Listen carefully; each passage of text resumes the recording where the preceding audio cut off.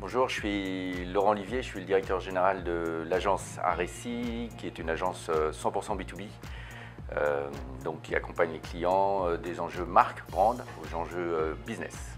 D'accord, alors aujourd'hui on va parler de social selling et de marketing. Est-ce que tu peux nous en dire plus? À quoi ça sert? Quelle est l'utilité? Et quels sont les cas pratiques?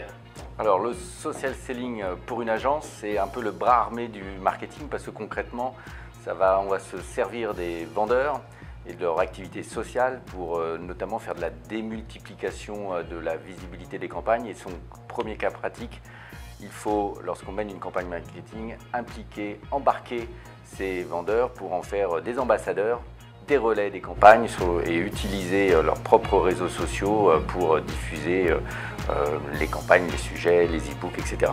Alors qu'est-ce que vous utilisez comme outil? Est-ce que vous envoyez une newsletter interne? Est-ce que vous avez un outil de relais automatique? Vous utilisez une solution automatique genre Zapier Delivery? Alors l'idée c'est de mixer un peu toutes ces mécaniques parce qu'envoyer encore un email, ça ne suffit pas.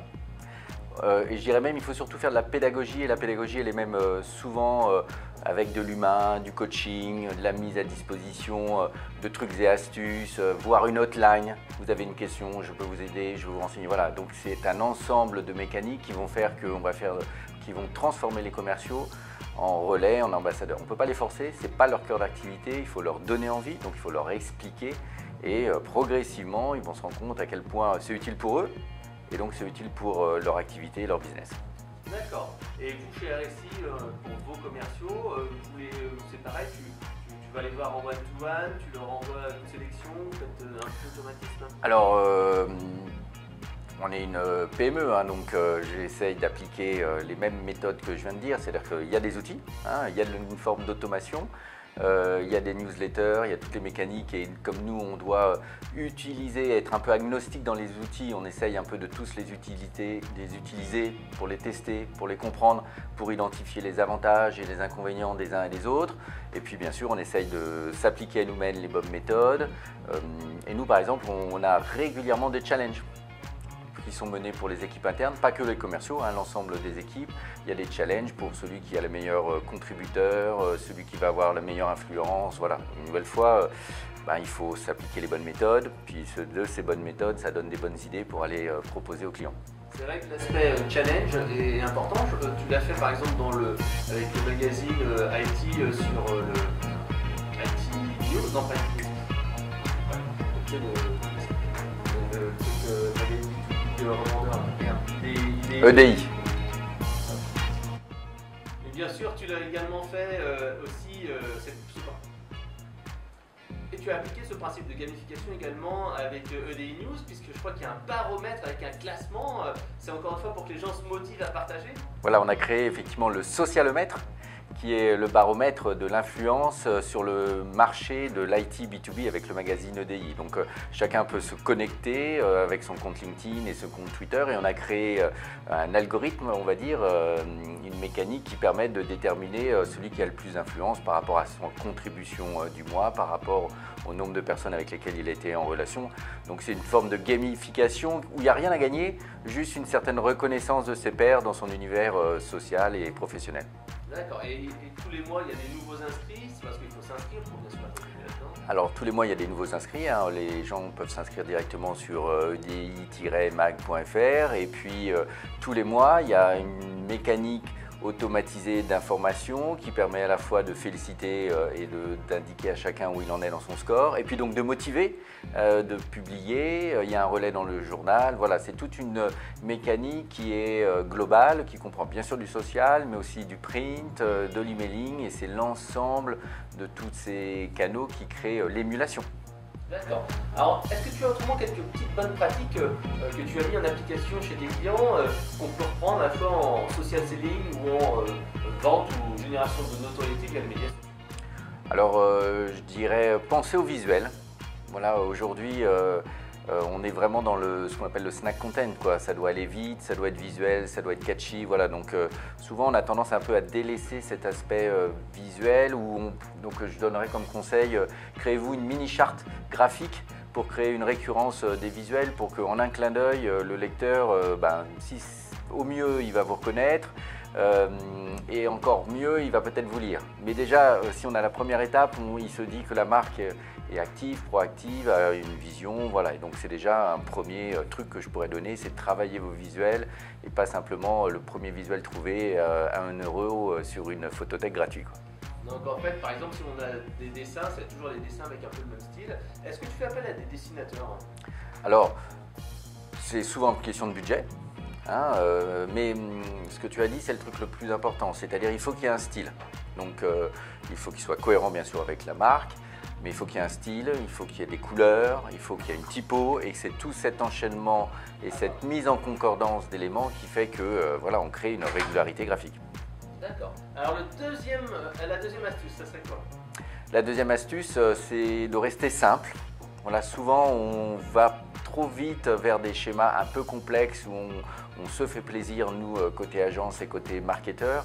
Et globalement, un commercial, hein, si on reparle social selling, c'est d'abord un commercial. Donc on ne va pas lui demander de faire beaucoup de choses complexes qui vont lui prendre du temps. Et il va même passer d'un stade de négatif vis-à-vis du dispositif. On lui demande d'être moteur.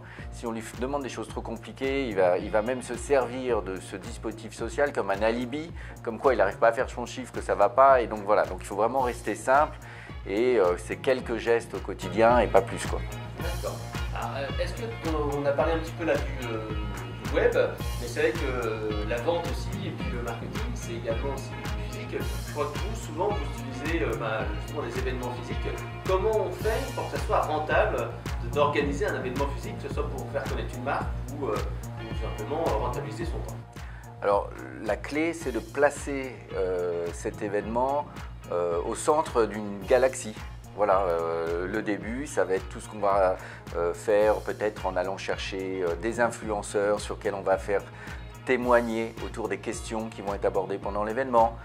C'est après, effectivement, faire en sorte qu'il y ait toujours un, voire deux journalistes. Nous, sous les événements, on dit à nos clients, il y a 2 journalistes qui vont tout écrire, tout capter pour après en faire des e-books, des tribunes, des verbatines sociales. Voilà, donc on va démultiplier tout ce contenu qui a été délivré pendant une journée d'événement. On va le démultiplier sur tout un tas de supports qui vont être digitaux. On va le mettre dans le blog, bien sûr, mais on va même en faire des éléments PDF qu'on va proposer au téléchargement après dans le nurturing. On cherche aujourd'hui, on a besoin, lorsqu'on fait des mécaniques de nurturing email, on a besoin d'assets à télécharger. Donc on va se servir des événements, des témoignages pour capter ce contenu et ensuite le proposer en téléchargement dans les emails. Ce qu'il faut se dire, c'est que c'est tellement compliqué.